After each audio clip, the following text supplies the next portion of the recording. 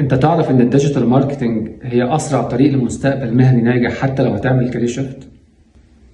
اهلا ومرحبا بكم في الحلقه الاولى في بتشتغل ايه.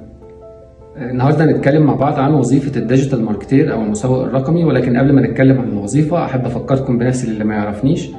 انا اسمي اشرف الحسيني، ديجيتال ماركتنج اند اي كوميرس كونسلتنت وبزنس اند كارير كوتش.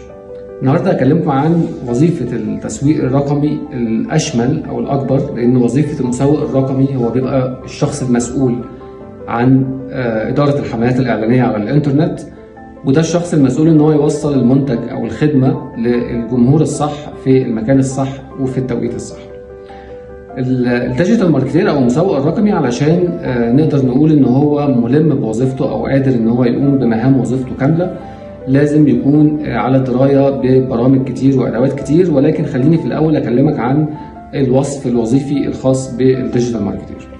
الديجيتال ماركتير هو الشخص المسؤول عن اداره الحملات على الانترنت واداره منصات التواصل الاجتماعي او السوشيال ميديا، وكمان تهيئه الموقع لمحركات البحث او تسويق المحتوى على محركات البحث. وهو كمان الشخص المسؤول عن التسويق عن طريق البريد الالكتروني او حتى التسويق عن طريق المؤثرين، وانواع كتيره جدا من التسويق على الانترنت او ترويج الخدمات والمنتجات على الانترنت.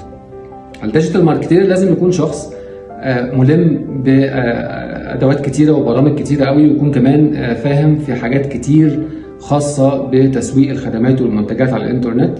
من الحاجات دي مثلا ان هو لازم يكون بيفهم في التصميم او في الديزاينز او في الفيجوالز، يكون يعني عنده فيجوال اي او يكون عنده نظره تسويق، يعني نظره تصميميه او تسويقيه للامور. كمان يكون فاهم في الفيديو اديتنج او في الميديا برودكشن بشكل او باخر، عشان يبقى قادر انه يحكم على المواد الاعلانيه او حتى محتوى الاعلانات اللي هو هيروج لها على الانترنت.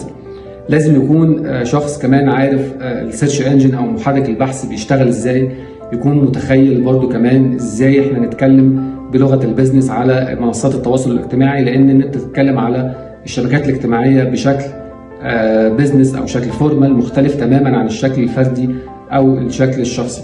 انت بتتكلم عن اسم شركه، بتتكلم عن اسم منتج، بتتكلم عن اسم خدمه، فانت بتتكلم بتون معينه، وفي نفس الوقت ما بتفقدش الهويه الاجتماعيه على السوشيال ميديا، ان انت تكون يعني في شيء من الوصول لقلب الجمهور او الوصول للغه الجمهور اللي انت بتستهدفه بشكل او باخر. الديجيتال ماركتير لازم يكون شخص قادر انه يتعامل مع فرق التسويق المختلفه او فرق اللي بتخدم على التسويق المختلفه، زي مثلا المصممين، زي